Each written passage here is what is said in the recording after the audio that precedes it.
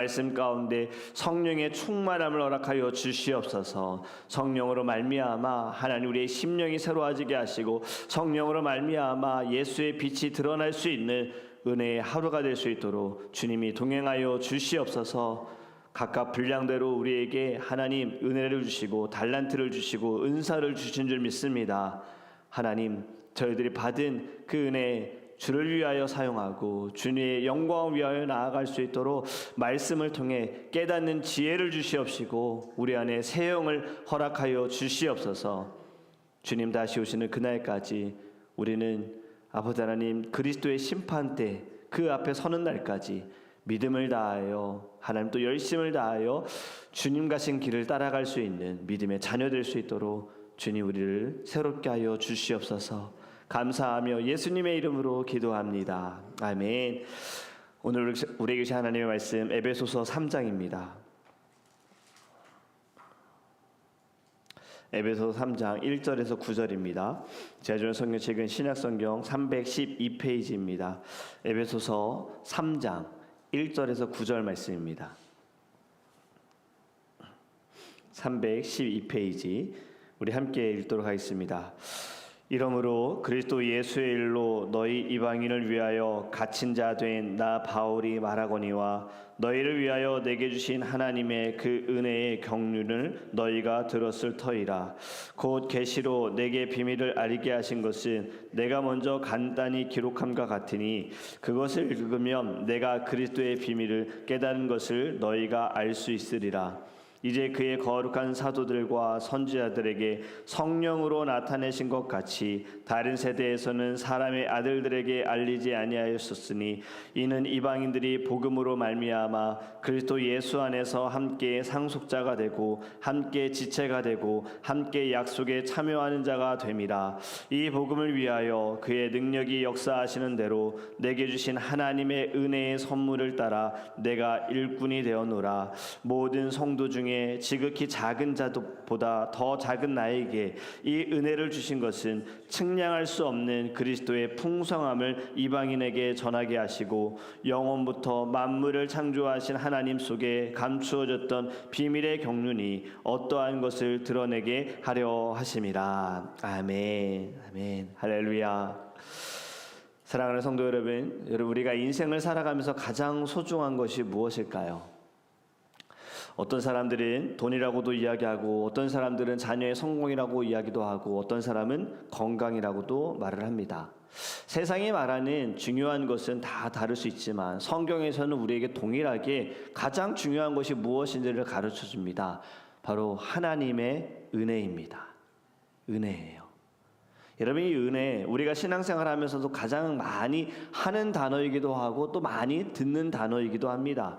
예배를 드릴 때도, 기도할 때에도, 심지어 일상 대화 가운데에도 하나님의 은혜입니다 라고 우리는 고백을 하지요. 그런데 여러분, 은혜가 구체적으로 무엇일까? 그리고 은혜의 비밀, 그것이 과연 무엇일까? 오늘 말씀을 통해 우리 알아가기를 원합니다. 여러분, 바울은요 에베소 교회에 편지를 쓰면서 은혜의 경륜이다라는 말을 하거든요. 오늘 본문에 보면 하나님의 은혜가 단지 추상적인 개념이 아니라 하나님의 역사를 주관하시고 우리의 모든 삶 가운데 주님께서 하나하나 개입하시고 또 우리를 구원하시기 위하여 하나님의 계획하신 질서와 그 집행과 경륜 속에서 드러나는 것이 바로 은혜의 경륜이다라는 겁니다. 여러분, 은혜는 받을 자격이 없음에도 불구하고 주어지는 값없는 선물인 것을 우리가 알기를 원합니다. 은혜의 비밀, 오늘 하나님의 경륜 속에 감추어져 있다라고 말합니다. 1절에 보면 자신을 그리스도 예수의 일로 너희 이방인을 위하여 갇힌 자라고 소개하고 있어요. 자신을 이렇게 소개합니다. 예수의 일로 이방인을 위하여 갇혔다. 지금 바울이 에베소 교회 편지를 쓸 때 바울은요 감옥에 있는 상황입니다. 그래서 이 에베소서를 옥중 서신이라고도 이야기를 하거든요. 옥에서 쓴 편지다 해서. 그런데 자기가 이것에서도 담대하게 말할 수 있는 것은 하나님의 경륜 때문이다. 내가 지금 감옥에 갇혀 있는 것이 로마 황제에게 잡혀 있는 것처럼 보이지만 사실은 그리스도 예수의 복음을 위하여 내가 지금 이곳에 있다라고 말하는 겁니다. 은혜의 경륜, 사실 경륜이라는 단어 우리 많이 사용하는 단어는 아닙니다. 과연 이 경륜이 무엇인가? 오이코노미아라는 단어인데요. 집을 관리하는 것을 뜻합니다. 집을 관리하는 것. 다르게 표현하면 청지기. 우리 성경에서 청지기라는 말이 바로 이 경륜이라는 단어와 같은 것입니다. 그런데 이것은 단순히 집안 살림을 말하는 것이 아니라요. 하나님의 그 구원 계획을 하나님의 때마다 운영해 가시는 하나님의 역사함을 경륜이다라고 말할 수 있는 거예요. 이 경륜이라는 것은요, 구약에서는 이것이 감추어진 비밀이었지만 예수 그리스도로 말미암아 드러나게 되어졌다라고 표현하는 겁니다. 다시 정리해서 말씀을 드리면요, 하나님의 경륜을 아는 사람은 우리의 모든 삶의 현실적인 부분이 절대로 우연이나 또는 불운으로 보지 않습니다. 왜냐하면 하나님의 섭리를 이해하기 때문이에요. 하나님의 경륜을 아는 사람들은 이러한 고백을 합니다. God is good all the time. 하나님은 모든 때에 선하신 분이시다. 나에게 좋은 일이 있을 때도 하나님은 선하시지만 내가 생각대로 되지 않고 내가 어려움을 당하는 그때에도 변함없이 하나님은 선하신 분이시다. 왜냐하면 지금 하나님은 여전히 일하고 계시기 때문에. 혹시 여러분들의 삶에 힘들고 억울한 일이 있다 하더라도요, 사실은 하나님의 은혜의 비밀이 지금 계속해서 열려져 가고 있음을 믿으시기를 간절히 원합니다. 이것을 우리가 말씀을 통하여 영안이 열려야 보일 때에 모든 것이 다 은혜입니다. 모든 것이 다 감사입니다. 모든 것이 다 하나님의 뜻입니다. 라고 고백하게 될 줄 믿습니다. 3절에서 6절에 보면요, 바울은 이 비밀의 내용을 구체적으로 설명합니다. 계시로 비밀을 알게 하신 것이다 라고 표현하거든요. 계시라는 이 말, 알려준다라는 말이에요. 하나님이 알려주신다, 하나님이 보여주신다. 우리가 알 수 있는 것도 하나님이 우리에게 가르쳐 주시기 때문에, 우리에게 말씀하시기 때문입니다. 하나님이 지금 알려주신 비밀을 바울이 지금 기록하였다라고 하고 있는데, 이 기록을 읽으면 그리스도의 비밀을 깨달을 수 있을 것이다 라고 그는 고백합니다. 그렇다면 기록한 것이 무엇일까요? 바로 성경입니다. 하나님의 말씀인 거예요. 우리에게 하나님이 주신 특별 계신 성경을 통해서 그리스도의 비밀을 알 수 있다라는 거죠. 그렇게 성경을 읽지 않는 사람은 그리스도의 비밀을 알 수 없다. 말씀을 듣지 않는 사람은 그리스도의 비밀을 알 수 없다라는 겁니다. 그리고 이 비밀을 왜 주셨는가? 6절입니다.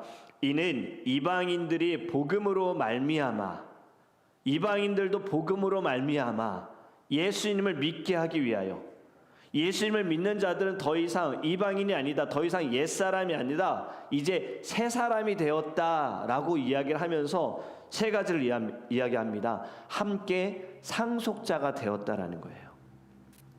상속이라는 것은 혈통으로, 특히 장자들이 받는 것이 상속이고 자녀들이 받는 것이 상속인데, 이때에는 유대인만 상속받는다, 하나님의 기업을 잇는다라고 생각했지만 이제 하나님께서 그걸 가르쳐 주시는 겁니다. 아니다. 믿음으로 말미암아 하나님의 자녀가 된 모든 자들은 상속자가 될 것이다. 이방인들도 똑같이 상속자가 되었다. 이방인에게 복음이 전해지는 것이 축복인 것은요, 우리도 이로 인하여 예수님을 믿을 수 있게 되었기 때문입니다. 상속은 혈통으로 되어지는 것이 아니라 믿음으로 주어지는 것이다. 그리고 여러분이 상속이라는 거 유산이지 않습니까? 과연 우리는 자녀들에게 무엇을 남겨줄 것인가예요. 무엇을 상속하게 할 것인가? 무엇이 중요할까요? 얼마 전에 LA에서 또 안타까운 사건이 있다는 거 여러분 아시는 분들은 아실 겁니다. 한인 사회에서 한 남성분이 연세가 좀 있으시더라고요. 70세 정도 되시는 걸로 아는데, 이 남성분이 아내와 큰 딸이었던 것 같은데 총으로 쏘고 본인도 생을 마감했습니다. 굉장히 안타까운 사건이에요. 일주일 전에도 총기 사건이 있었는데 또 이러한 일이 이제 벌어졌어요. 한인 사회에서 나타난 거예요. 근데 제가 좀 이렇게 귀에 눈여겨 듣게 되어진 것이 뭐냐면, 이 뉴스에서 이런 얘기를 합니다. 사건이 일어난 집을 보여주는데 집이 어마어마해요.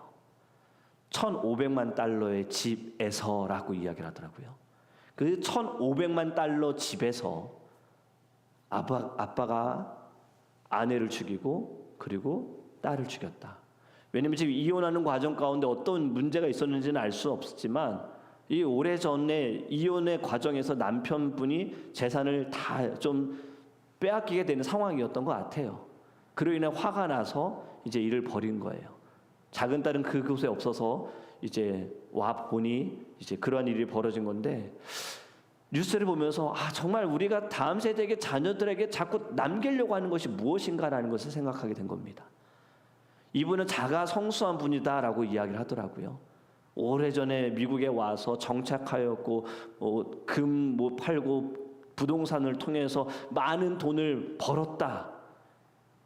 근데 그 $1,500만 달러 정말 그 화려한 집에, 큰 집에 안타까운 일이 과연 정말 행복한 가정이라고 말할 수 있는가? 여러분, 우리도 믿음으로 말미암아 하나님의 자녀된 자로서 우리가 다음 세대에게, 자녀들에게 상속해 주어야 할 것이 무엇일까? 믿음밖에 없음을 깨닫기를 원합니다. 예수밖에 없는 겁니다.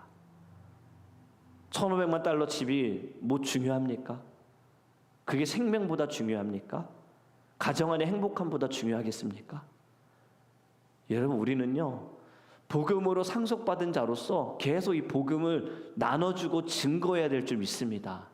그래야 무엇이 중요한지 알지요. 무엇이 가치가 있는지를 알게 되겠지요. 또 이렇게 말씀합니다. 함께 지체가 되었다. 여러분, 교회는 하나의 몸입니다. 유대인과 이방인들이 함께 예배함을 통하여서 머리 대신 그리스도 안에서 이제 한 몸을 이루었다라고 말하고 있는 거예요. 한 몸을 이룬 공동체, 언약 공동체입니다. 교회는 혈통이나 민족으로 된 것이 아니라 예수의 피로 하나가 된 줄 믿습니다. 그렇기 때문에 우리는 함께 지금 되어지고 있다. 함께 하나가 되어지고 함께 예배하고 있음에 마음을 다하기를 간절히 원합니다. 이든이가 이제 조금씩 고집이 생기면서 내 거 이러는 거예요. 장난감 이루가 잠깐 만지려고 이제 이루가 엄청 기어다니거든요. 빨라요. 배밀이가 되게 빨라졌어요. 그 형이 막 뭐 만지고 있으면 벌써 저기서 막 배밀이가 와가지고 만지려고 할 때 이든이가 싹 자기 쪽으로 싹 끌어오는 거예요. 이루가 보는 것도 내 거야 하면서 이러는 거예요. 그때마다 가서 이든아, 하나님이 너에게 주신 거고 함께 하는 거야. 같이 하는 거야. 어제 말씀, 큐티의 말씀도 하면서 이든에게 이야기를 했어요. 하나님께서 우리에게 무엇을 좋아하실까? 어떠한 말을 좋아하실까? 어떠한 모습을 좋아하실까? 이든이도 아빠도 우리 예수님이 기뻐하는 것만 하자. 우리 안에 있는 예수님께서 우리를 다스려 달라고 기도하자. 이렇게 큐티를 했었어요. 우리는 함께 가는 겁니다. 나만 빨리 가서도 안 되고요. 느리게 가는 사람들을 질책해서도 안 됩니다. 우리는 언약의 피로, 예수의 피로 하나님께서 만나게 하셨고 붙여주셨습니다. 그렇기 때문에 함께 승리하시기를 주님의 축복합니다. 이것이 함께 약속에 참여하는 것이에요. 구약에서 아브라함에게 주신 약속이 무엇입니까? 너로 말미암아 모든 민족이 복을 받으리라입니다. 너로 인하여서 우리가 주일마다 찬양하는 너를 통하여, 당신을 통하여, 당신은 하나님의 언약입니다. 당신을 통하여 예배하게 될 것이고 당신을 통하여 돌아오게 될 것입니다. 여러분, 이것은 단지 축복이 아니라요, 사실 이 축복에는 사명을 부어주는 거예요. 당신은 하나님의 복을 받은 자로서 사명을 가진 자예요. 다른 사람을 돌아오게 하기 위해, 예배하기 위하여 하나님이 당신을 부르셨습니다. 여러분이 약속을 받은 자로서 저희들 날마다 주께로 나아가시기를 간절히 원합니다. 이것이 바로 은혜의 비밀이다라는 거예요. 우리는 원래 하나님의 백성이 아니지만 예수 그리스도의 피로 말미암아 하나님 나라의 상속자가 되었고 지체가 되었고 약속의 사람으로 거듭나게 되었다. 새 사람이 되었다. 이것이 은혜의 비밀인 겁니다. 여러분, 7절을 보면 바울은 자신이 이 은혜의 비밀을 전하는 자로 부르심을 받았다라고 고백하면서 이렇게 말합니다. 이 복음을 위하여 그의 능력이 역사하시는 대로 내게 주신 하나님의 은혜의 선물을 따라 내가 일꾼이 되었노라. 아멘. 저와 여러분을 부르신 이유도 바로 이 복음을 위하여 부름을 받았다라는 겁니다. 복음을 전하고 주를 위해 섬기고 일꾼이 되어지는 이 바울의 고백처럼 우리도 선물을 받은 겁니다. 그런데 이 선물을 가끔 부담스러워할 때가 있어요. 복음을 전하고 주를 위하여 섬기고 봉사하는 것에 부담스러워합니다. 왜 부담스러울까요? 내가 하고 싶은 것을 하지 못하기 때문에, 나를 기꺼이 내려놓아야 하는데 그것을 하지 못하기 때문에, 나를 희생하고 헌신해야 하는데 나의 자존심을 내려놓고 내 욕심을 내려놓아야 하는데 그것을 하지 못하기 때문에 부담이 되어지는 것이고요. 또 다르게 보면 반대로 내 모습을 볼 때 나는 부족한데, 나는 자격이 없는데, 이 마음 때문에 또 부담이 될 수도 있어요. 근데 지금 말씀처럼 선물입니다. 하나님의 섭리로 볼 때 받을 수도 없고 할 수도 없는 자가 주를 위하여서 택함을 받아 복음을 전하라고 받은 선물이다라는 거죠. 바울은 자신을 너무 잘 알았어요. 그래서 8절에 그는 이렇게 고백하지요. 모든 성도 중에 지극히 작은 자보다 더 작은 자이다. 자기는 괴수 중에 괴수라고 말하잖아요. 자신이 어떠한 사람이었는지를 너무나도 잘 압니다. 나는 핍박자였다라고도 고백하지요. 그런데 이러한 나를 예수 그리스도의 피로 말미암아 주의 공로로 나를 일꾼으로 세우셨다. 사도로 부르셨다. 여러분, 이것이 정말 은혜 아닙니까? 사역의 자격은요, 섬김의 자리는 능력이 아닙니다. 하나님의 은혜로 되어지는 것입니다. 그렇기 때문에 부르심에 확신이 있어야 하는 거예요. 콜링에 확신이 있어야 하는 거예요. 내가 하기 때문이 아니라 주님이 나를 부르셨다. 내가 이 자리에 있음이 아니라 주님이 나를 인도하셨다. 바울은 자기 힘으로 사도가 된 것이 아니라 하나님이 나를 택하셨고 부르셨기 때문에 내가 사도가 되었다. 이렇게 고백하는 거예요. 만약에 자기 힘이다라고 생각하면 어떨까요? 교만해지겠죠. 그리고 그 사역도 주를 위한 것이 되지 못합니다. 어찌하든 나를 드러내려고 할 겁니다. 내 모습 드러내기 위해서. 남들이 좀 보는 자리에만 있으려고 합니다. 근데 정말 부름을 받아서 감사함으로 섬기는 자들은 보이지 않는 곳에서 더 열심으로 섬기고요. 보이지 않는 자리에서 눈물로 기도하게 될 줄 믿습니다. 이것이 가능한 것은 내가 어떤 사람이었는지를 알 때, 바울처럼 작은 자 중에 작은 자, 괴수 중에 괴수다, 핍박자다, 나는 하나님 앞에 설 수 없는 자였다. 이것을 알게 될 때 모든 것이 다 주님의 뜻이고 주님의 부르심이고 은혜입니다라고 고백하며 예배하게 될 줄 믿습니다. 9절에 이렇게 말씀합니다. 영원부터 만물을 창조하신 하나님 속에 감추어졌던 비밀의 경륜이 어떠한 것을 드러내게 하려 하심이라. 아멘. 모든 사람에게 드러내기 위한 사명을 받았다라고 말하는 거예요. 우리가 아는 이 세상의 비밀은 어떻게 해야 합니까? 감추어야 합니다. 그래서 우리는 이렇게 말하죠. 이건 비밀인데. 나만 알고 있는 비밀인데. 비밀이라는 것은 뭔가 좀 신비로운 단어예요. 그래서 아무것도 아닌 것에 비밀이라는 단어가 들어가면 괜히 궁금해하고 알고 싶어지는 마음이 있잖아요. 세상의 비밀은 어떻게든 감추려고 합니다. 숨기려고 합니다. 하지만 지금 성경에서 말하는 은혜의 비밀은 다릅니다. 감추지 말고 드러내라예요. 드러내라. 복음은 비밀스럽게 숨기는 것이 아니라 우리는 세상 끝까지 선포해야 할 이 은혜의 비밀인 복음을 가지고 있다라는 것을 깨달아야 합니다. 저희 집에 그 김양재 목사님의 잠언록으로 된 캘린더가 있어서 매일매일 이렇게 책에 있는 글귀가 있어요. 오늘도 이제 예배를 준비하면서 글을 봤는데 이런 글이 써 있더라고요. 드러나는 것이 축복이다. 죄가 드러나는 것도 축복이다. 우리의 약함이 드러나는 것이 축복이다. 공감하십니까? 우리는 별로 드러내고 싶어 하지 않습니다. 나의 죄도, 나의 연약함도, 나의 부족함도 우리는 어떻게든 감추려고 합니다.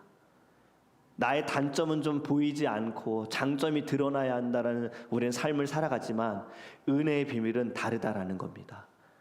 약점이 드러나고 약함이 드러나고 또 그 약함을 고백하고 인정하는 것을 하나님이 원하신다는 거예요.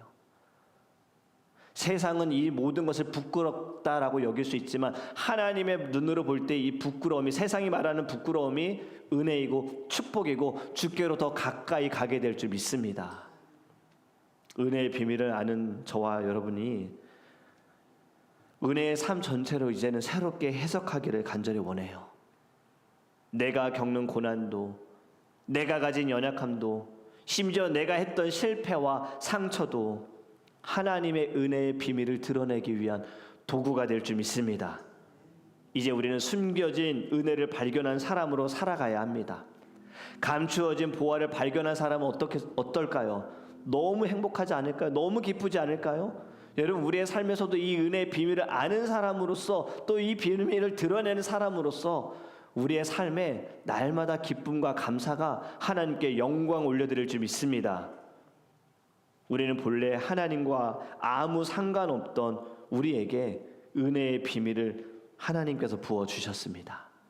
오늘도 이 아침에 이것만을 가지고 기도했으면 좋겠어요. 감추어진 하나님의 은혜의 비밀이 예수의 피로 말미암아 드러나게 되어졌는데, 나에게 주신 이 사명, 하나님께서 말씀하시는 은혜의 비밀은 감추는 것이 아니라 드러내라 하셨는데, 나는 이 사명을 다하고 있는가? 하나가 되기 위하여 힘쓰고 있는가?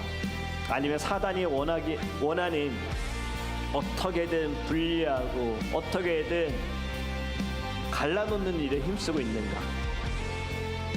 여러분, 오늘의 말씀처럼요, 드러나는 것이 축복입니다. 약함, 다 약합니다. 부족함, 다 부족합니다. 실패, 성공한 사람만 있겠습니까? 이것이 축복입니다. 주님, 드러나게 해주세요. 나의 죄도 연약함도 드러나게 해주세요. 하지만 이것이 내게는 부끄러움이 아니라 축복으로, 은혜로 받게 해주세요. 우리 다 함께 주여 부르시고 통성을 기도합니다.